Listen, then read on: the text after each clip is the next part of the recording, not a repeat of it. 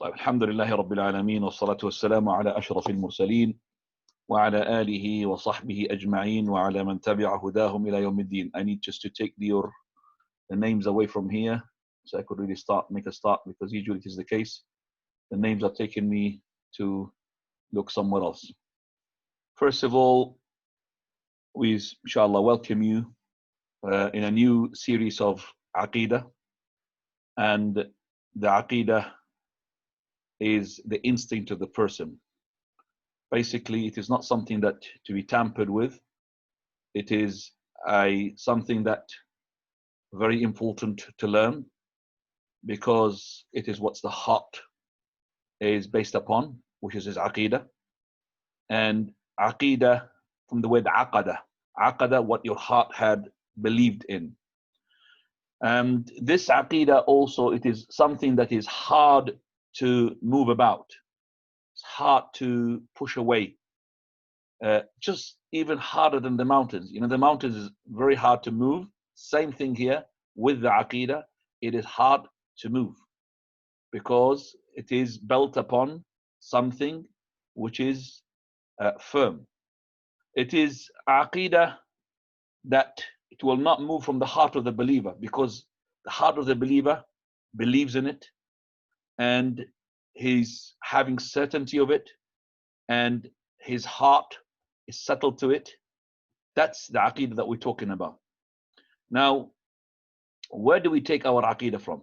We're going to be talking about that inshallah in details, maybe in next class.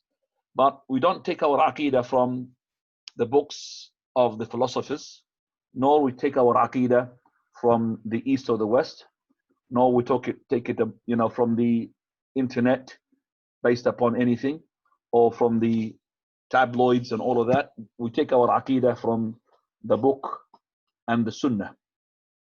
The book which Allah subhanahu wa ta'ala describes, لا يأتيه الباطل من بين يديه ولا من خلفه, that the falsehood does not come to it, whether from in front of it or behind it. تنزيل من حكيم حميد, that it is the revelation of Allah subhanahu wa ta'ala, who is the all-wise, the all-praiseworthy, and also to be taken from the Prophet Muhammad sallallahu alaihi wasallam Sunnah. وما ينطق عن الهوى إن هو إلا وحي يوحى. So Prophet sallallahu alaihi wasallam, he said, I have left in you two things. If you hold on to them, you will never be misguided, and that is the book of Allah and the Sunnah of mine. And these two will not be parting away until they go to the Hawd, which is the pool of the Prophet sallallahu alaihi wasallam. If you look carefully here, that around why this ummah is in such a situation, which is not the situation that we had read in the history of the companions and all of those, where there was might and power and all of that, but we find that the ummah is under the shoes. The ummah being stepped over. The ummah are in misguidance and humiliation. It is because of that they did not take the Aqeedah properly.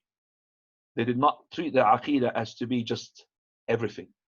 Because of that, is their Aqeedah was waving, it is not firm, and plus they haven't taken their Aqeedah out of the correct source. That's why they're misguided, and that's why they're vulnerable, that's why they're weak. How do we understand our Aqeedah? We understand it the same way that the companions understood it. They understood it. Those are the companions who had changed the history. Radiallahu anhum wa ardahum. They were with very little power. They have, mashallah, conquered the land and conquered the heart before that. Allah subhanahu wa ta'ala describes them as السابقون الأولون من المهاجرين والأنصار والذين اتبعوهم بإحسان رضي الله عنهم ورضوا عنه وأعد لهم جنات تجري تحتها الأنهار خالدين فيها أبدا ذلك الفوز العظيم. Allah subhanahu wa ta'ala, and he says the predecessors from the Ansar and the Muhajirun, it mentioned in their names, and the ones who follow them in righteousness, they have been pleased with Allah subhanahu wa ta'ala, and Allah is pleased with them, and they are pleased with what Allah had prepared for them. So these are the ones whom the Prophet ﷺ talked about, and he said that the ummah will be divided into 73. All of them will be in the fire except for one. These are the ones who are following the companions, may Allah be pleased with them. So now So what we asked now, why did we make a title which says that correct your Aqeedah first? 3 words here. Correct your Aqeedah, that's one word, first. Why is the title given like this? Because your Aqeedah first, because it comes before everything. This is the foundation of everything. Imagine somebody says, I'm going to build a building, I'm going to start from the 2nd floor. It doesn't make sense. He has to build the foundation, the 1st floor, and then the 2nd floor. You cannot build 2nd floor on nothing. So this is the Aqeedah that you build upon it. It's your foundation. It's your pillars that holds you. Okay. So this is the Aqeedah. The Aqeedah, it has to be also correct and strong in order to hold the building. That's why it's important to talk about the Aqeedah. As Allah subhanahu wa ta'ala, He says in the Quran, أَلَمْ تَرَ كَيْفَ ضَرَبَ اللَّهُ مَثَلًا كَلِمَةً طَيِّبَةً كَشَجَرَةٍ طَيِّبَةٍ أَصْلُهَا ثَابِتٌ وَفَرْعُهَا فِي السَّمَاءِ تُؤْتِي أُكُلَهَا كُلَّ حِينٍ بِإِذْنِ رَبِّهَا. This is the example that Allah subhanahu wa ta'ala has given, just like a tree, which is good tree, which is he's talking about the palm tree, which is its root is firmed into the earth, where its branches in the heavens, and it brings its fruit all the time by the permission of its Lord. وَيَضْرِبُ اللَّهُ الْأَمْثَالَ لِلنَّاسِ لَعَلَّهُمْ يَتَذَكَّرُونَ. So the shajara tayyiba, why its root, why it is the branch of it is in the heaven, because its root is firm. But if the root is not firm, then you're going to be bad fruits coming out. If the root is not firm, as Allah subhanahu wa ta'ala says, مَثَلُ كَلِمَةٍ خَبِيثَةٍ كَشَجَرَةٍ خَبِيثَةٍ اجتثت من أو اجتثت من فوق الأرض ما لها من قرار. Just like this is the word which is bad. It's just like a bad tree, which is being uprooted from the earth. It has got no roots. So that is why we say Allah subhanahu wa ta'ala had kept sending prophets after prophets to firm this Aqeedah, to make this Aqeedah strong. Like for example, we have Nuh alayhi salam, Prophet Hud alayhi salam, Prophet Salih alayhi salam. All these prophets, they were calling the people to the Aqeedah. Ya qawmi i'budu Allah ma lakum min ilahin ghayruh. That's Nuh alayhi salam. Ya qawmi i'budu Allah ma lakum min ilahin ghayruh. That is as well Hud alayhi salam. Salih alayhi salam, Ya qawmi i'budu Allah ma lakum min ilahin ghayruh. The same words.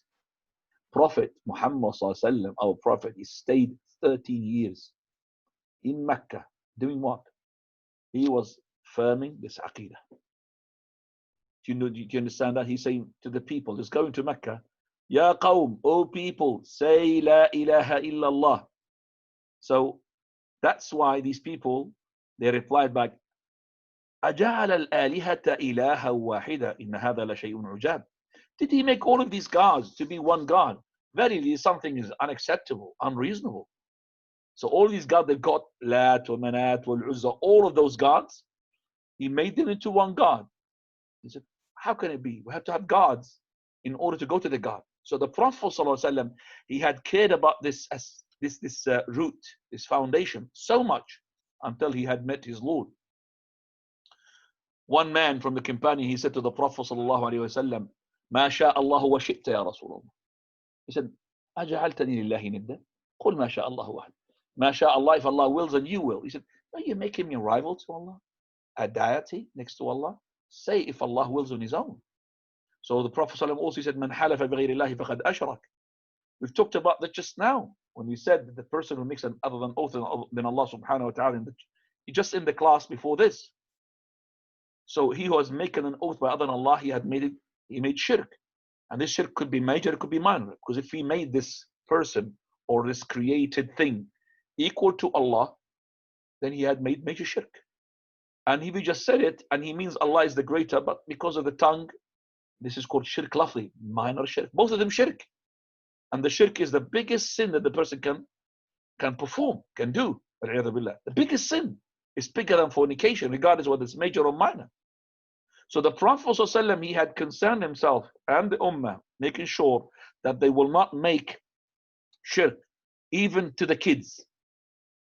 Abdullah ibn Abbas, Prophet ﷺ, he said to him, يا غلام إني أعلمك كلمات. Oh son, oh boy, I teach you words. From them, فإذا سألت فاسأل الله. If you ask Allah only. So we're going to ask the following question. Are we better than the prophets? Of course not. The prophets are better than us. So if all the prophets, they were calling to this Aqeedah, and they have started with this Aqeedah, and Aqeedah for them is number one. How do we make Aqeedah number two? And even some people, they don't really bother about the Aqeedah. They just kind of bother about something else. So we have to have Aqeedah. That's why correct your Aqeedah first. All your actions, all your sayings will not be accepted unless your Aqeedah is correct. So if this sayings of yours or actions of yours came up from Aqeedah which is not correct, it's not going to be accepted. And that is being seen in the whole of the Quran. You could see it. So Allah subhanahu wa ta'ala, He says to His Prophet Muhammad sallallahu alaihi wasallam, وَلَئِنْ أَشْرَكْتَ لَيَحْبَطَنَّ عَمَلُكَ. That is, if you commit shirk, وَلَقَدْ أُوحِيَ إِلَيْكَ وَإِلَى الَّذِينَ مِنْ قَبْلِكَ لَئِنْ أَشْرَكْتَ لَيَحْبَطَنَّ عَمَلُكَ. It is being revealed to you, O Muhammad, and the prophets before you, that if you do shirk, your deeds will be invalidated. So if you are to be saying salah or saying words of dhikr of Allah, yet your Aqeedah is incorrect, regardless if you are a prophet, all your deeds will be invalidated. That's the warning that Allah gave to the prophet, but the prophet, for God's sake, he will not really do shirk. But he is speaking to the ummah through the prophet. Even you, Muhammad sallallahu alaihi wasallam, if you commit shirk, all your deeds will be invalidated. So how about us? So وَمَا يَكْفُرْ بِالْإِيمَانِ, that is the person who disbelieves in the iman, فَقَدْ حَبِطَ عَمَلُهُ. So even if you say La ilaha illallah, but you commit shirk, major shirk, it will take you outside the fold of Islam. So for your deeds and action to be accepted, it has to be done with correct Aqeedah. As Allah subhanahu wa ta'ala, He says, وَمَنْ يَعْمَلْ مِنَ الصَّالِحَاتِ مِنْ ذَكَرٍ أَوْ أُنْثَى وَهُوَ مُؤْمِنٌ فَأُولَٰئِكَ يَدْخُلُونَ الْجَنَّةَ وَلَا يُظْلَمُونَ نَقِيرَ. Surah An-Nisa.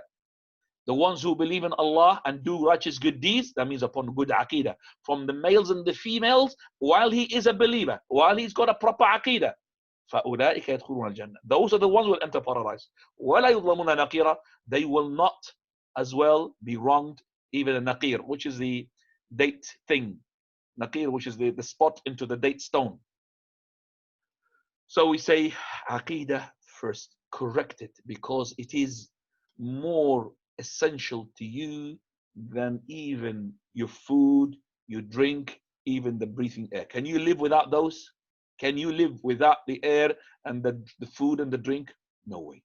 So you need to know your Aqeedah is so important.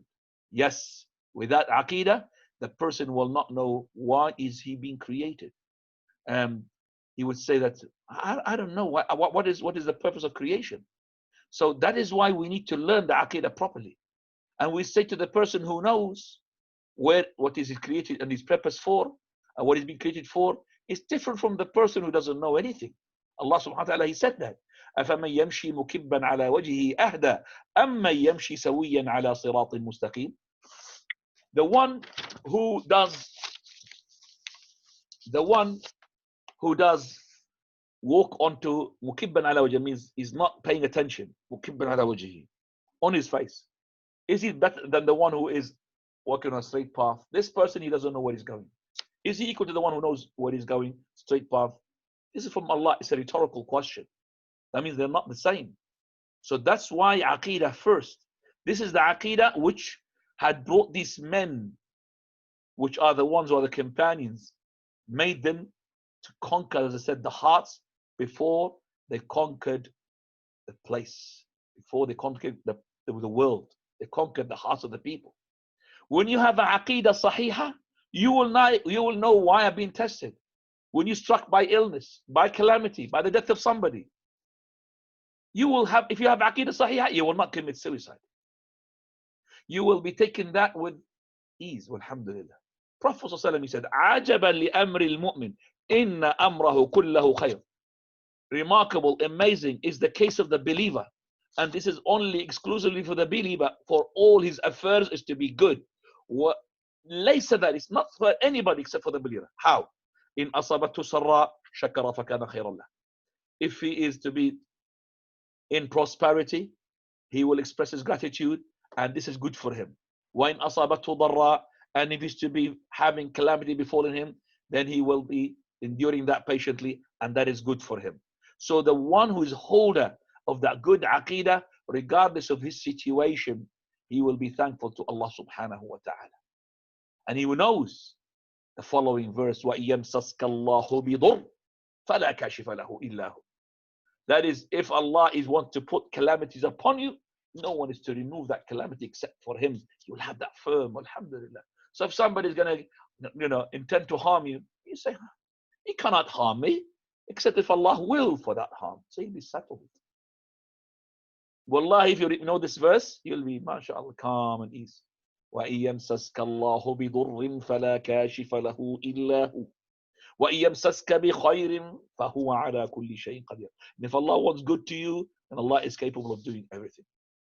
So if you have a good, alhamdulillah, favors, don't you ever, these favors or these good things are linked to people. So these people, if you're going to stop it, then you're going to have it. You're going to have it whether he likes it or not. You're going to succeed in the exam, whether that teacher is plotting against you or not. You're going to succeed the exam. Once you have this aqeedah sahihah, then you will be calm. Companions came to the Prophet ﷺ at the time on the face of Mecca. Khabbab al-Arat radiallahu anhu is the hadith. And the Prophet of Allah is shading himself into the Kaaba. Kaaba's got, big, and he's shading himself into the Kaaba. SubhanAllah. He says, Messenger of Allah, أَلَا تَسْتَنصِرْ لَنَا. Are you going to go and ask for victory for us? Are you going to, أَلَا تَسْتَنصِرْ لَنَا أَلَا تَدْعُوا لَنَا. Aren't you going to, could you see what we are in? You're going to call Allah Azza wa Jal just to help us and give us the victory and the help. So the Prophet ﷺ, he was leaning and he sat down. Then he said, the Prophet ﷺ, verily, now this is the Aqeedah Sahih, those ones who were before you, a man will be taken and put in a pit. And then there will be a saw brought to him and he put into his head. And that saw will cut him into two halves. The Aqeedah still there. And then an iron comb will come and iron and comb all his flesh away from his bone. Yet that will not make him to disbelieve in Allah. Why? Because he's got an Aqeedah more firm in his heart than the mountains on the land. Then the Prophet ﷺ said to the companions, verily by Allah, Allah will accomplish this religion, this deen, until the person will ride from Sana'a to Hadramaut. And these two places are well known, full of bandits. لا يخاف إلا الله والذئب على غنمه. Fearing nobody except for Allah and the wolf onto his sheep. But you are people who hasten the matter. So this is being said to the companions about people who could never be better than the companions. Because the best of the people after the prophets, the disciples of Muhammad sallallahu alaihi wasallam, they are better than the disciples of any other prophet. And if you could see that all the disciples of all other prophets, they failed in some point. When the disciples of Isa alayhi salam, they asked the Prophet Isa, is your Lord capable to send us a ma'idah, tray of food? Allah is capable. And you know what happened to the disciples of Musa alayhi salam, what they have done, betrayal after betrayal. And we're talking about here the cream of the crop of the cream of the crop of the cream of the crop. So if those people were able to hold their deen with this torture, yet the companions, after hearing this, they are even better than those people. So the companions, radiallahu anhum ardahum, they had the proper aqeedah. That's why Ammar ibn Yasir radiallahu anhu and his family held the ground. Ammar, he gave in, but verbally, but he did not give in into the heart. Into the heart, because he wanted to save himself, to save his family. And that's why he told him what they wanted to do. But at the same time, he asked the Prophet. This aqeedah made the companions in the battle of the trench. The battle of the trench, there was no fighting. Hardly there's any fight. Trench was to hold the kuffar on the other side, the Muslims in the Medina. So there was arrows. Oh, anybody can cross, there's an arrows. But the companion was so scared even to go and relieve himself, to go to the toilet. just to go there and defecate. They were scared. How can they do that? Because there will be somebody there lying in ambush, and he might hit him in an arrow and kill him.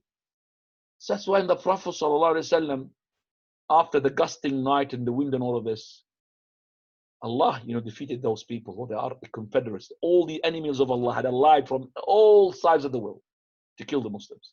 But because of the Aqeedah, it's settled. Because of their Aqeedah, they knew that every single word that the Prophet of Allah had said is correct. When they were digging the trench, they were just, in the Medina. They had no power outside the Medina. There was a rock. And they couldn't go further. So they asked the Prophet of Allah. He is the powerful. Powerful not just in the muscle, powerful from Allah Azza wa Jal gives him the power. Is utiya quwwata mi'ati rajul. The strength of 100 men. So he just rolled his sleeves and he started with his axe digging that stone. A spark came out. Allahu Akbar, he says, I could see the palaces of Al-Hira, that is the palaces in Iraq, which is under the Persians. That means they're going to be under the control of the Muslims. Another spark. Allahu Akbar, I could see the palaces in Bilad al-Sham. That's the Romans. So it's equivalent like to Russia and America. Allahu Akbar, I could see the places in Yemen. All of that is going to be in the hands of the Muslims. The Muslims had believed in that. But the hypocrites, what did they say? Look at this man promising them America and Russia and all of those. And yet he cannot go and relieve himself underneath the tree. They're scared. But the companions believed. Why? Because they had a proper Aqeedah. There was a proper Aqeedah. As for the one who's got sick in their heart, they always يخادعون الله والذين آمنوا وما يخدعون إلا أنفسهم.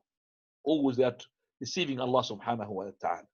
He said the ones who worship Allah on an edge. وَمِنَ النَّاسِ مَنْ يَعْبُدُ اللَّهَ عَلَى حَرْفٍ فَإِنْ أَصَابَهُ خَيْرٌ اطْمَأَنَّ بِهِ وَإِنْ أَصَابَتْهُ فِتْنَةٌ انقلب عَلى وَجْهِهِ خَسِرَ الدُّنْيا وَالْآخِرَةَ ذَلِكَ هُوَ الْخُسْرَانُ الْمُبِينُ. Surah Al-Hajj. That is وَمِنَ النَّاسِ, some of the people who worship Allah on an edge. If he's to be struck with good, he's calm, alhamdulillah, relax. But if he's struck with calamity, fitna, he will go into his face. He lost the dunya and he lost also the akhirah, the hereafter. This is the khusran al-mubin. So on the day of the battle of al-Ahzab, Allah subhanahu wa ta'ala had given the victory to those whom had the correct aqidah. This is the aqidah that makes the person hold himself in the extreme calamity. If the death of his child, the death of his father, the death of his mother, the death of all his family, it will not change him. This is the Aqeedah that made the companion to settle when the Prophet of Allah died. One word from Abu Bakr radiallahu anhu, he reminded him of the verse, وَمَا مُحَمَّدٌ إِلَّا رَسُولٌ قَدْ خَلَتْ مِنْ قَبْلِهِ الرُّسُلُ أَفَإِنْ مَاتَ أَوْ قُتِلْ انقلبتم على أعقابكم ومن ينقلب على عقبيه فلن يضر الله شيئا وسيجزي الله الشاكرين. Wallahi, Umar al-Khattab, when he said, when I heard it from Abu Bakr, it's like the first time I've heard it. What's the translation of the verse? What happens in the chaos when the Prophet died? And Umar al-Khattab, he said, any person he says Muhammad died, I will kill him. I will cut his legs. Probably the Prophet of Allah, just like Musa alayhi salam, went to his Lord and going to come back because of the shock. But Abu Bakr came in and he said to Abu Bakr, calm down. He's not calming down. He just left him, went to the Prophet. He saw him dead, covered him, he kissed him on his forehead. He said, Ma atyabaka hayyan wa mayta, how beautiful you are, Messenger of Allah, how alive you are, whether you're dead or you are alive. Beautiful. Kissed him and then covered him. And then he went to the pulpit, did not even talk to Umar. And he ascended the pulpit and he said that khutbah al-asma, a khutbah in which he reminded the people that if anybody he is worshipping Muhammad, Muhammad had died. And even when he worshipping Allah, Allah does not die. Then he recited this verse. And that's when Umar fell on his knees. He was standing up and he's waving his sword and fell on his knees. Why? Because of the Aqeedah Sahihah. He remembered, how can I be saying what I'm saying? So he had retreated. Why? Because of the Aqeedah Sahihah. So always remember, the Aqeedah Sahihah makes the correct Aqeedah, when you correct it, makes your deeds and your heart and your religion firm. And you will not go And you'll not be like in the wind, people committing, ya akhwani, now these days, becoming an atheist. Wallahi, atheism is a lot these days. So many people are leaving their religion from the youth. Why? Because they are vulnerable. Their aqeedah is not firm. Any person, especially those people got, I would say, family problems. They are being easily caught by this internet now and all of that. Because his aqeedah is not really firm. He just suddenly, and he start being pulled slowly, slowly, until he disbelieves in everything. And becomes an atheist. And we know many of them. But those people were not taught the aqeedah. That's why we're trying to teach the aqeedah.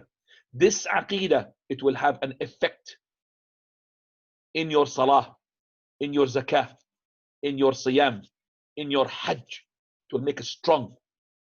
So when Allah subhanahu wa ta'ala says, حافظوا على الصلاة على الصلوات حافظوا على الصلوات والصلاة الوسطى وقوموا لله قانتين حافظوا على الصلوات, yes, حافظوا على الصلوات, that is, observe the prayers, والصلاة الوسطى, and that is the middle prayer, which is the Asr prayer, وقوموا لله قانتين, and stand in prayer, قانتين. Allah subhanahu wa ta'ala is talking to those people whom their aqeedah will not allow them to leave the prayer. One day, I was talking to one of the sheikhs about a person whom he been brought up on the prayer.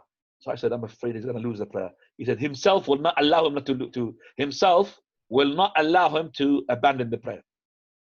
He will not tolerate for him. SubhanAllah, I was thinking about it. Yes, because he got the aqeedah correct. So he himself will not tolerate for him to say, yeah, okay, don't pray. It will beat him up. It will not make him relax. He stand up to pray. And the best of the prayers, the best of the actions to Allah subhanahu wa ta'ala, as-salatu fi waqtiha, to pray on time. So let's see what Abdullah ibn Mas'ud, he said in Sahih Imam Muslim. This hadith, one of the hadith I memorized, and I loved it so much, just to show the companions. In Sahih Imam Muslim, Abdullah ibn Mas'ud, he says, من سره أن يلقى الله تعالى غدا مسلما فليحافظ على هؤلاء الصلوات حيث ينادى بهن فإن الله شرع لنبيكم سنن الهدى. Translation of which, he who wants to meet Allah subhanahu wa ta'ala as a Muslim, that is, he wants to die upon Islam and to be resurrected upon Islam, then let him observe those daily prayers where the call is being established for them. What does that mean, where the call is being established for them? That means in the masajid. In the masjid, inshallah, we'll have our masjid, inshallah, open. In the masajid. For verily Allah Azza wa Jal had شَرَعَ لِنَبِيكُمْ سُنَنَ الْهُدَى. He had legislated for your prophet the paths of guidance. And these prayers in the masjid are from the paths of the guidance. وَإِنَّهُنَّ مِن سُنَنِ الْهُدَى. Salawat, that means the 5 daily prayers. They are from the sunnah, the paths of guidance. And verily, وَلَوْ أَنَّكُمْ صَلَّيْتُمْ فِي بُيُوتِكُمْ كَمَا يُصَلِّي هَذَا الْمُتَخَلِّفُ فِي بَيْتِهِ لَتَرَكْتُمْ سُنَّةَ نَبِيكُمْ. And if you had to pray at home, just like this person is called mutakhallif, like a hypocrite, is left at home, then you would abandon the sunnah of your prophet. وَلَوْ تَرَكْتُمْ سُنَّةَ نَبِيكُمْ لَضَلَلْتُمْ. And if you had to abandon the sunnah of your prophet, you would have been misguided. وَمَا مِن رَجُلٍ. Then he started to say, any man يتطهر فيحسن الطهور ثم يعمد إلى مسجد من هذه المساجد إلا كتب الله له بكل خطوة يخطوها حسنة ويرفعه بها درجة ويحط عنه بها سيئة. Any person goes to the masajid, every step that he traverses towards the masjid, Allah will give him hasana, remove from him a sin, and elevates him a rank in paradise. So this is the Salat al-Jama'ah. And then he says, وما يتخلف ولقد رأيتنا وما يتخلف عنها إلا منافق معلوم النفاق.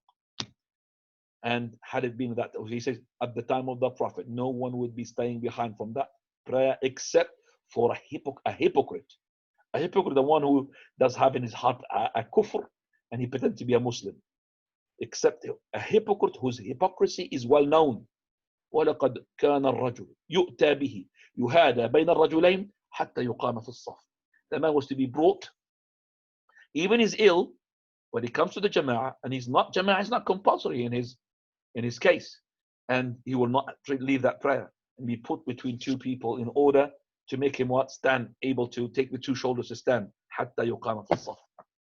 So this is the Aqeedah that made this ill person not to tolerate it for himself to pray at home, yet he's got the exception, he's got the exemption, I should say. You've seen so many people who are old, mashallah. They're getting to a stage where the doctors say to them, it's better for you not to fast.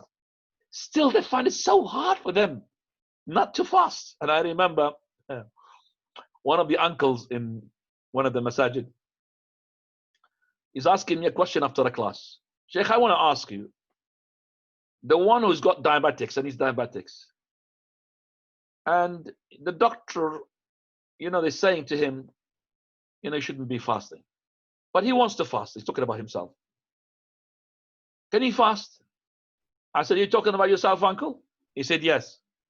I said, well, okay, so what did your doctor say? Did he say that it's fatal or not if he fasted? Is it really bad?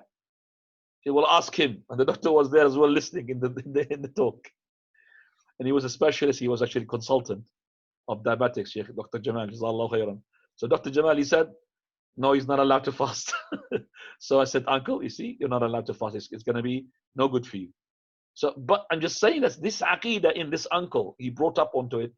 It's not, himself is not tolerated for him. He doesn't feel comfortable if he breaks his fast, yet he's not supposed to fast because it's not good for his health. Subhanallah. That's why the Aqeedah made this person at the time of the Prophet to keep going to the masjid and not to miss a prayer. Ubay ibn Ka'b radiallahu anhu, he said, I know a man, not a single prayer he would miss in the masjid of the Prophet sallallahu alaihi wasallam, but he used to live far. So I said to him, to the man, what about if you just buy yourself a donkey? لو اشتريت حمارا, buy a donkey. It's like a car. Buy a car for yourself. You live too far, so that you use it during the night, during the days, because you live too far. So he says, Wallahi, I will not be happy if my house is to be next to the masjid. For verily, I want my walking steps to be recorded for me, going to the masjid and back from the masjid. Prophet ﷺ, when he heard about this, he said, verily, Allah had gathered and combined that for you all. That means your steps going and steps coming. Subhanallah. This man, because of his Aqeedah, he didn't want to move next to the masjid, and that's why Banu Salama, tribe of Banu Salama, wanted to get closer than to move to the masjid. Prophet said, Banu Salama, diyarakum, tuktabu lakum atharukum, stay in your places, for verily all your steps will be recorded. As for those people who's got not proper Aqeedah, how do they come to the prayer? As Allah subhanahu wa ta'ala, he described those hypocrites, وَلَا يَأْتُونَ الصَّلَاةَ إِلَّا وَهُمْ كُسَالَى. They don't come to the prayer except they are lazy. وَإِذَا قَامُوا إِلَى الصَّلَاةِ قَامُوا كُسَالَى يُرَاءُونَ النَّاسِ وَلَا يَذْكُرُونَ اللَّهَ إِلَّا قَلِيلًا. When they come to the prayer, they come lazy, and they are showing off, and they don't mention Allah except for few. This Aqeedah Sahiha will affect your qiyam. So when they have Aqeedah Sahiha, this person will start making his witr, making his qiyam. He will hardly sleep. He will hardly sleep. تتجافى جنوبهم عن المضاجع يدعون ربهم خوفا وطمعا ومما رزقناهم ينفقون. Surah Al-Sajdah. That is, Allah subhanahu wa ta'ala, he says, تتجافى, that their sides forsake their beds. Why? Because of fear. They want to pray. يدعون ربهم, they calling upon the Lord خوفا وطمعا. So these are the ones who are making the qiyam. They're making the qiyam. Why? Because of their Aqeedah. Aqeedah Sahiha. Abu Suhaib, Abu Yahya, his kunya, Suhaib al-Rumi. He hardly used to sleep, except for little, praying. And when he goes in the bed, he's not really settled. So his wife, she said to him, Ya Suhaib, fear Allah, and just sleep a little. For Allah subhanahu wa ta'ala made you the night as a settlement, sakana. Allah made it second. Second means to settle, to sleep. So to say, okay, yes, al-laylu sakanun li kulli nas illa li Suhaib. Night is a tranquility and, for settlement for everybody except for Suhaib. So she said to him, why? Verily, if I remember paradise and what is in paradise, my heart flew out of my chest because I want to go to it. And when I remember the fire and whatever is in the fire from the punishment and the severe torment, my heart flew out of fear, and that's why I don't sleep. So in both cases, he does not sleep. Whether he's thinking about paradise or he's thinking about the hellfire. Those are the men. Those are the ones who have a proper heart. Those are the ones who have the proper Aqeedah. So when jihad comes in, who's going to go and fight for the sake of Allah? Who's going to leave the dunya that, one of the brothers said, brother, when you're coming to the classes, dunya. So if the classes, which is easy, just to open the Zoom, he does not come because of the dunya, do you think he's going to come when it's jihad there? The dunya, ikhwani. So he said to me, go and make dua that for me to leave the dunya. I said to him, well, you might as well make dua for me as well. Because the dunya is subhanallah. So the more Aqeedah you have, okay, the more firm you are, the more, I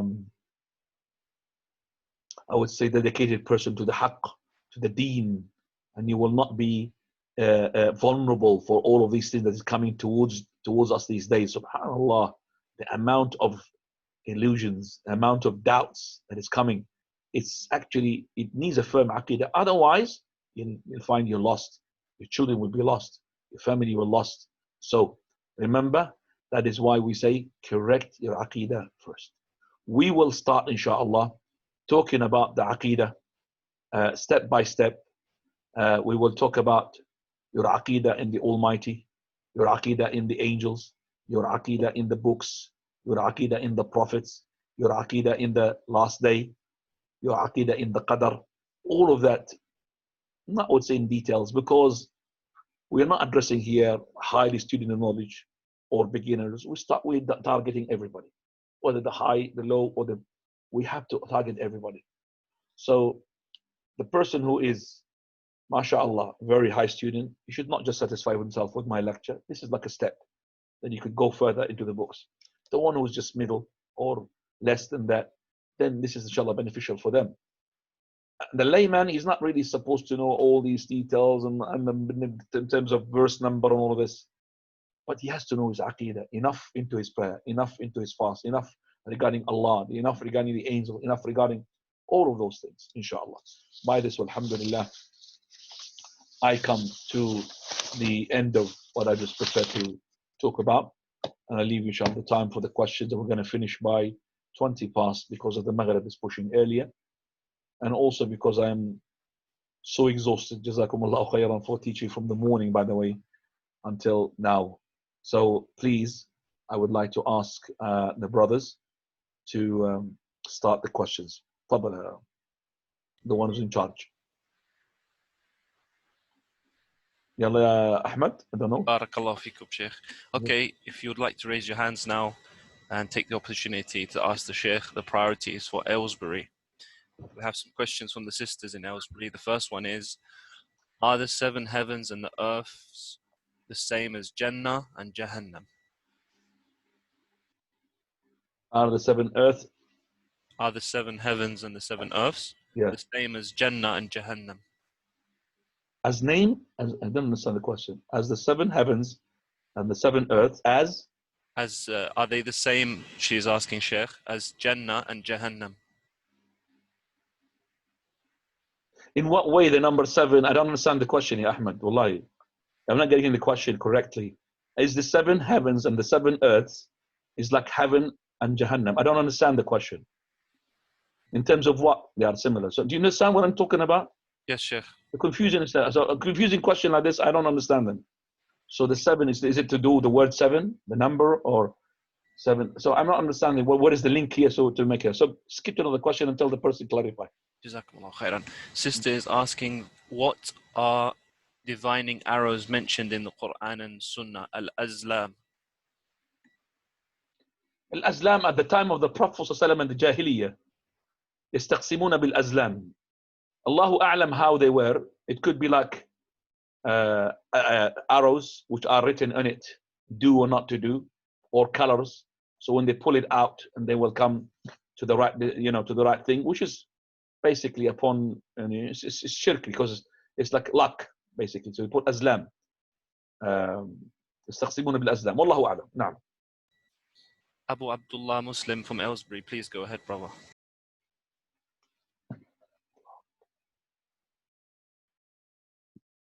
I've allowed them to unmute themselves, so they should be able to unmute themselves. Okay, can you hear me? Okay, what's the difference between hasana and daraja? Okay, every daraja is hasana, but not every hasana is daraja. Is that enough for you? Meaning, the hasana is more than the daraja. Hasan is it could be daraja, it could be more daraja, it could be 2 darajat, it could be more than that, could be extra abundance. Hasana. And daraja is like you are from one level to another level. Okay, so it's so every daraja is a hasana, but not every hasana is a daraja. Yes, elevated. Daraja is elevated. Yeah. Go ahead, please, Farouk. Assalamu alaikum, Sheikh. My brother is interested in marrying a sister, a hijabi sister. I can't hear that. Can you make it louder, brother? Yes, Sheikh, can you hear me? Yeah, I could hear you. Just if you speak to the microphone, I would speak and I hear you. Inshallah. Okay. A brother is interested in marrying a hijabi sister. Is he allowed to see her without her hijab before marriage to encourage him to marry? Not with plan. Not with plan. That means not with the pre-planning. But if he, for example, sneaked, well, she doesn't know. She was, like in our country, we have the roof. Went to the top of the roof. She put the clothes on to dry the clothes onto the washing line, and she had no hijab. You're allowed. You're allowed.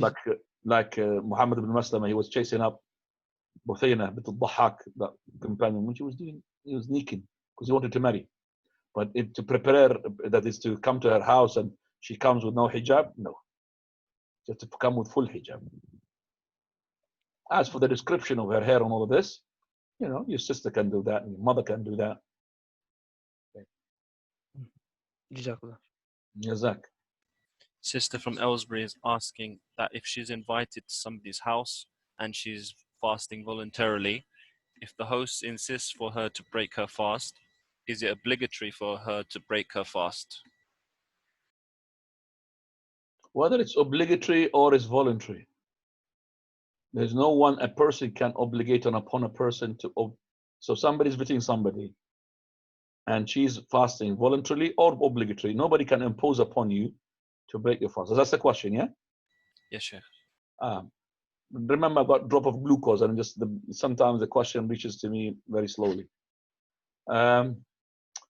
But if it was a voluntary fast and this person had cooked for that person and he brought him food, then this person might break his fast. The Prophet ﷺ said, "As-sa'imu amiru nafsih." The person who's fasting voluntarily is the prince of himself. That means you could decide whether you want to fast or you don't want to fast. But better not to fast, to break your fast, to eat the food. That's what the Prophet ﷺ said to the companions when they came and he presented the food, they said, "We're fasting." He said, لَقَدْ تَكَلَّفَ لَكُمْ أَخُوكُم. I mean, your brother had put the burden on himself to cook for you. I mean, come on, guys, break your fast. I mean, why do you say fasting the food is gonna be there and it's not gonna be nice for him? So this is now, because you are voluntary. It's not, if it's obligatory, you can't drop it. But if it's voluntary, then you look at the best for affections and love between you and your brother. When somebody fasts and with some brothers and he's invited with some other brother and this person says I'm fast, nobody will be relaxed to this. But you don't like him to come to your house because you want to feel like, happy, and this guy is just restricting everything. And that's why if you're traveling with the travelers and the fasting there, there's no fasting obligatory. Why should you fast voluntarily? Because when you fast voluntarily, you're going to put burden on those people who are not fasting. How? The time with the companions, when these guys, when they said to him, come on, they said they're fasting. He said, okay, well, and they are actually implementing upon us to go and make them food. So let them go and find somebody to make them food. It's not good. Because when we know that somebody is fasting, we are really not relaxed and comfortable. We're going to make sure that we leave some food for him and make sure that he's going to break. Yeah, he be like us and help us and make us relaxed. Don't fast along with us. Look at the hikmah of Islam comes into it. Naam. Sister Yeah. from Aylesbury. No, hang on. Abu Abdullah. Sheikh, we don't hear a call prayer in this country. Can you just make it louder? So we don't hear call prayer. You always talk like this, yeah, Abdullah. And always talk like this because I think that there's something wrong with my speaker. It's your microphone. Always speak close. Yalla. Can you hear me now? I could hear you blowing the speaker now. Before, no. Okay. We don't hear call prayer. Is it enough as an excuse not to go and pray with Jama'ah? Again, the question. We don't hear call prayer, Salat Jama'ah, for Salat Jama'ah. Is it an excuse for us not You to don't go hear. and... You don't hear Salat. You mean you don't hear the adhan? You mean? That's right. Yeah, the adhan. So you don't hear the adhan. Is that an excuse to stay? No, it's not an excuse at all. If you are within the encatchment area, you have to imagine there's somebody there on top of the masjid and making an adhan without the speaker. Would this adhan reach you? If it does, then you have to come to the masjid. So hearing the adhan is not actually the actual hearing the adhan, because you could be inside the house double glazing and you are next to the masjid. You don't hear the adhan. I didn't hear the adhan. Jama'ah is not compulsory upon me. Nobody would say that. It means that if you are within the encatchment area of the adhan, you have to come. But even here in this country, because we have very few masajid, and between each masjid and masjid may be miles, okay? So we don't say because no way I'm going to be within the encatchment area that Jama'ah is not compulsory upon me. No, we say to this person, somehow you have to make an effort, especially if your heart, that is in terms of iman wise, goes down. You have to go to the masjid. Just like your car. Sometimes it goes, to making a noise. Where do you go? To the garage. You need servicing. To service your car, to put the new oil in the filter and all of this oil filter. Why? Because if you don't so your car, it will be naked. Same thing with your heart. If you don't go to the garage, which is the masjid for the heart will be naked after a while. Can I add one comment? No, not now. Well, add comment. Yes, no question. No problem. What about the hadith Prophet Muhammad sallallahu alaihi wasallam when he said, I can't come to masjid because I'm blind, blah blah blah, and he said, then he allowed him. He said, no, don't come to masjid. Then he called him back. Can you hear the adhan? He said, yes, you can. So what about if he's deaf? Answer the question. Wow, Allahu Alam. No. Don't say Allahu Alam. If he was deaf, would you say to him, no, don't stay at home, don't come?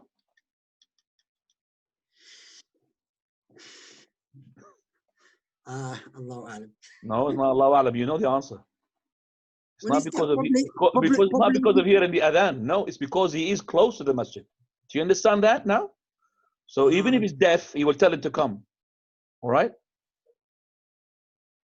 So even if he's deaf, so imagine he's deaf and healthy and can see and everything. Is he going to hear the adhan? Even if he's inside the masjid, he's not going to hear the adhan.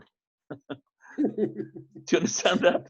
So we say to him, brother, even if you are inside the masjid, but there is no salah jama'ah on you because you can't hear the adhan. No, akhi. It means within the area where he's able to hear the adhan. Jazakallah khair, ya Abdullah. Yalla ya Majid Muslim. Assalamu alaikum, Sheikh. Salam. Okay, I've got a hadith I've been reading. I just want to, if that's okay, if you could provide me some background to that. Is that okay to just read that hadith? It's a very small hadith. Okay, so it's book Sunan Abi Majah, sorry, Sunan Dawud, and hadith number 392. If you remember, otherwise I can just read it. Okay, I will just read the actual wording. Qala aflaha wa abayhi in sadaqa dahal al-jannata wa abayhi in sadaqa. Sorry, Sheikh, you're muted. We can't actually hear you at the moment. Aslaha wa abihi. Jazakallah. This is the device. Aslaha wa abihi. Yes. So what's the question? I know the hadith. I've been reading the translation, and in our language, it says the Prophet ﷺ said about you can swear by your parent. I No. just wanted to... This hadith, if you came to the class before this, then you definitely would have known the answer. Okay? So I'm going to ask, I'm going to see these brothers who have been listening to my class. Don't be shy now. Put your hands up. If you can explain to this brother, what does that mean? If you write notes, he will not fulfill you. If you depend upon this, he's going to fail you. Yalla, put your hands up if you know the answer for this question. أفلح وأبيه أفلح إن صدق. Allah المستعان. Ya akhwana, right. Don't depend upon this. Right. We said that this hadith, where this Bedouin man came to the Prophet ﷺ, and he asked him about Islam, and he told him the salam, the siyam, and the zakah, and the hajj. And he said to him the obligatory so and so, unless you want to make voluntary. At the end, the man, he said, I only to stick to the obligatory, and I'm not going to do the voluntary. So the Prophet of Allah ﷺ, he said, he's successful, that means he got salvation, if he's to be truthful. Aflaha in sadaq. Another narration, aflaha wa abihi. That is, he will be successful by his swearing by his father. So we said there is 4 interpretation for that. Now help me guys. Interpretation 1, that this is being wrongly written by those who are writing the hadiths. It's aflaha wallah, not wa abihi. Second interpretation, that this is the sayings of the Arabs. And by the way, this is weak interpretation. Second interpretation, that the Arabs used to use this as a parable, which means, what are you talking about? That is, it's like something is unbelievable. Like this man, no way is going to fulfill this.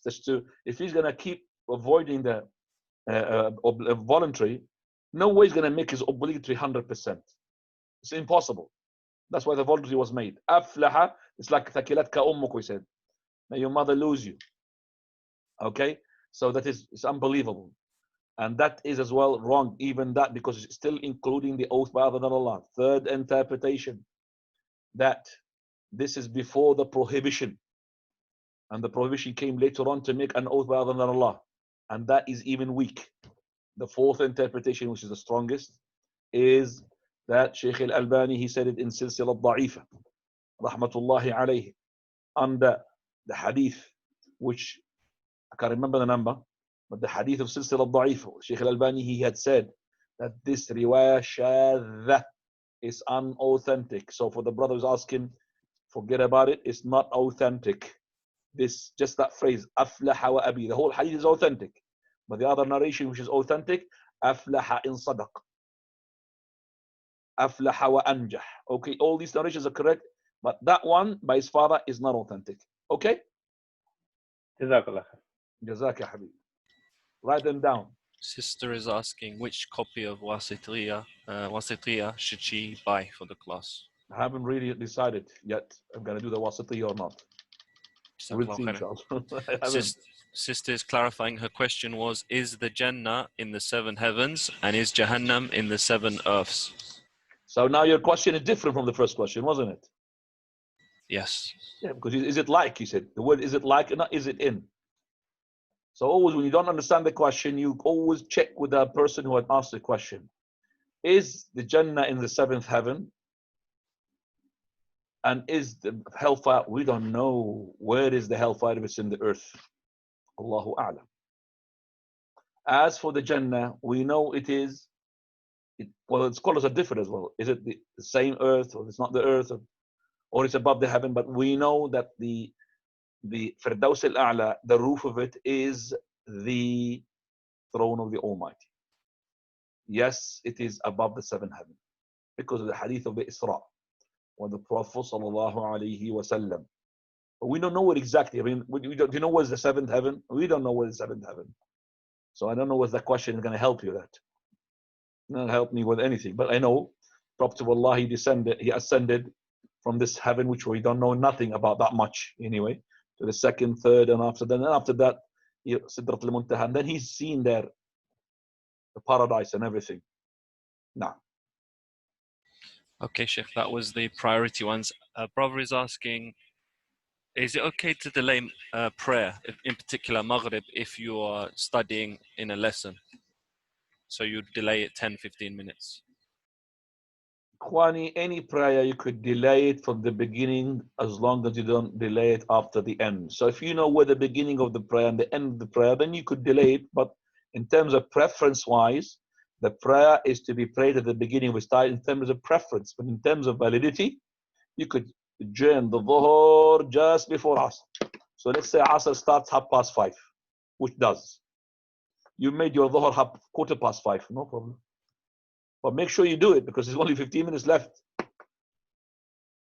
And that's not all the time, depending upon which season we're talking about.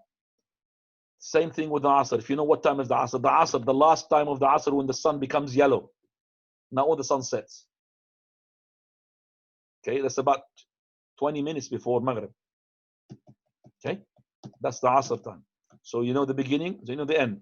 Maghrib time, it's when the red twilight comes in, not with the red twilight disappears. It's not when the white twilight disappears, because the white twilight disappears well after the red. Well after the red. Okay, so now in my place here is about just about above 11, 11:15, 11:10. That's when the Maghrib finishes. And you need to think about the Isha. When does it finish? The Isha is midnight, and that's the midpoint between Maghrib and Fajr. That's the midnight between Maghrib. You calculate what time is Maghrib, what time is Isha. The middle point, that's the end of Isha. Same thing with the Fajr. The end time is sunrise. So no problem to delay it just before sunrise. But when you're talking about preference, at the beginning of each prayer's time, except if you're praying Dhuhr in a place where it's open and there is heat, Prophet Allah said, delay it. But now these days, alhamdulillah, our masajid, mashallah, AC, there's no difference between Dhuhr or Asr or Maghrib or Isha. Very cool. I'm talking about the areas like Saudi Arabia. طيب, Yalla ya Faisal, and then after that, Mas'ud. Sheikh, please apologize. I really need to understand this. So this is a follow-up from a previous question in the first class regarding if the imam breaks his wudu. You were saying if he comes back and he renews his wudu, once the people understand what he's doing, he continues and everything that was prayed before counts. The question is, to confirm this, is this only allowed if the imam forgot he was on wudu, or does it also apply if he was on wudu and he breaks his wudu, he passes gas? Can he stop his prayer? Both cases, it doesn't matter. The hadith talks about that the Prophet ﷺ forgot he was on wudu. So Sheikh, when he comes back though, and I'll stop after this. So once he comes back, he breaks his wudu, he passes gas, he goes and comes back, and he had prayed 2 rakah of Dhuhr. That counts. That is not nullified. That's the question. Does that the question is that what does it come into your mind? That if this person was not on wudu in the first rak'ah and he went to the second rak'ah, he performed first rak'ah without wudu, and he remembered that he was not on wudu, he still can go and continue? Yes. Even though that first rak'ah was done on no wudu. Do you understand that now? That's the dilemma in your brains. No, Sheikh, if he breaks it, he passes gas. He knew he was on wudu, he knew, and then he breaks his wudu, he passes gas at that point. That's the question. Yeah, but that's easier than the first question. That means he's done the first rak'ah on full wudu. So then when he comes back, he can continue. Just say yes and I'm yeah, but done. I mean, which is more not common sense. This one is common sense. He could continue because the first rak'ah done on wudu. But I'm talking about a person who remembered he was not on wudu. Right. Do you understand that? The first rak'ah is done on no wudu. That is accepted. Yeah, and but if the prayer is finished, khalas, all his prayers not accepted. This was something new to me. That's why I wanted to clarify. I've never heard that. I thought if you break the wudu, that's it. But it's very rare you're going to hear it. This is based upon Hadith Abi Bakr. Hadith Abi Bakr, Sunan Abi Dawood, he got in 2 narrations. And the Shaykh al-Albani said, we cannot close our eyes in the second night because lots of benefit in it, which is the Prophet of Allah. He said, Allahu Akbar. That's the first narration. And then he remembered he's not on wudu, in janaba he was. So he said, An makanakum. He said it and he left. This one he said, An makanakum. He said it. That means he break the prayer and he go back and he come back and he started from the beginning. But the second one, ashara, he made a gesture and he went. He came back, there was nothing to do with, he started Takbiratul Ihram again. So he made Takbiratul Ihram, and that Takbiratul Ihram was no wudu. So he went, he gave a gesture. Why he gave a gesture? Because he's still in a prayer. The other one, he broke his prayer. So you got an option to break off your prayer, invalidate it, or to build upon what is before. So even if you leave and you let somebody to lead, you have the option as well to go and still in a prayer and continue with what was remaining with the Imam. Or you say the wudu is too far, I'll break it completely, make somebody to lead, and then I'll catch up, and whatever I catch up is my beginning of my prayer. Naam ya akhwana Thank Mas'ud. you. Jazakallah khair. Mas'ud. Sheikh, I just want to follow up question from previous. When you combine the prayer in masjid, let's say Maghrib and Isha, due to rain or weather, do you pray the Sunnah prayer of the Maghrib, or you just leave it off? If you pray Dhuhr and Asr, for example, due to the weather, Maghrib and Isha due to the weather, the Imam made the Jam', they made the combination because of that. Or the combination because of the prayer of the Isha is too late, 12 o'clock midnight, and he wanted to be here with the Maghrib in the masjid. Yeah, there is the Sunnah in between falls. The Sunnah in between falls, but the Sunnah afterwards doesn't fall. So in that case, you can leave it off the Sunnah between, like Sunnah al-Dhuhr, which is after Dhuhr, it does khalas, gone out. Okay, but no problem to pray after the Asr. No problem. But it's had, you don't, no problem even to pray Sunnah al-Dhuhr after, but they're gone. No problem to pray them. But you don't have to. Sunnah al-Maghrib, which is after, you don't have to. You could pray now witr after the Isha. Okay. Jazakallah khair, Sheikh. Jazakum hayyakum. So the door is open. There's no restriction here for that.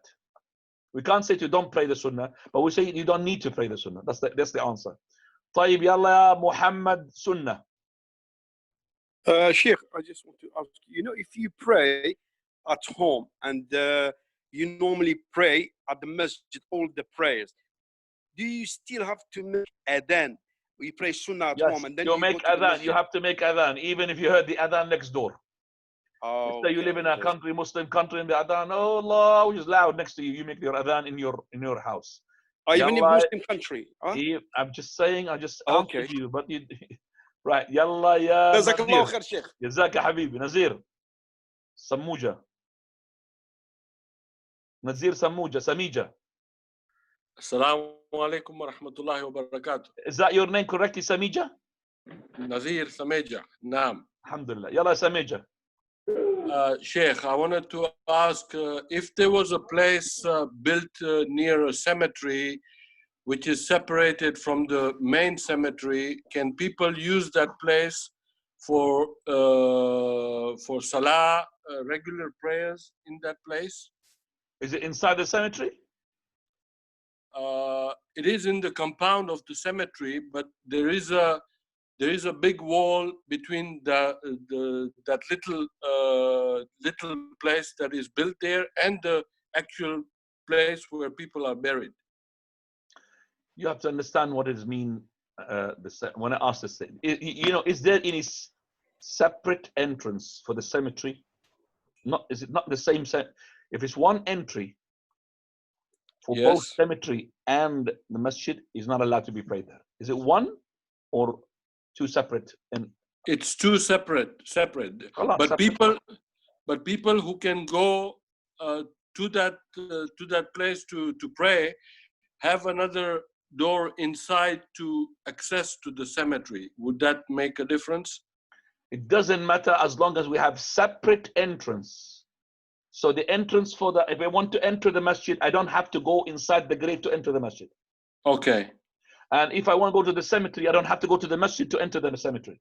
Yes. Because if you got separate, there's no problem. And as all you said, you have to have a wall, not the wall of the masjid itself, another wall. Another wall. Yes. There is already 5 meters between. It doesn't match 5 meters. Even it's just, I'm stuck to the graveyard. As long as there is wall, a fence, either surrounding the masjid itself or a fence surrounding the graveyard, different from the wall of the masjid, khalas, no problem.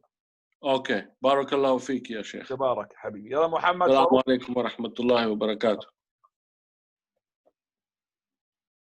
محمد فاروق.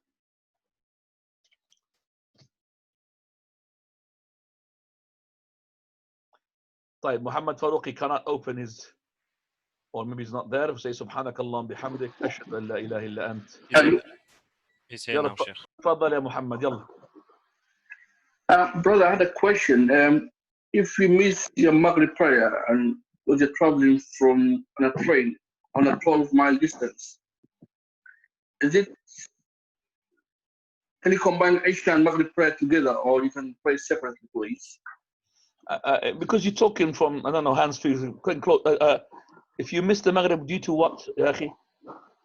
If you're traveling by train and the distance is 12 miles, it's not traveling by train 12 miles. I don't know 12 miles is traveling or not. Usually it is the case, it's not. So you're not traveling. You're basically going from one place to another place 12 miles. Yes. That's correct, yeah. And you miss the Maghrib. So can you combine the Maghrib and Isha together, or you can pray separately, please? You're combining at what time? You're combining at the Maghrib time, the Isha, or you're making the Maghrib with the Isha, delaying it? Yeah, you're delaying the Maghrib with the Isha. No, you're not delaying. You should not be delaying the Maghrib. You should not be delaying. The 12 miles, how long does it take? It takes 15 minutes approximately, yeah. Khalas.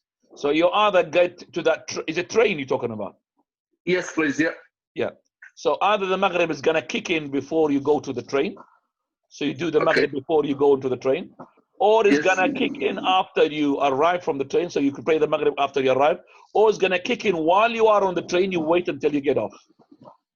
Okay. All right. Thank you. Jazakallah. جزاك الله. سبحانك اللهم بحمدك أشهد أن لا إله إلا أنت أستغفرك وأتوب إليك.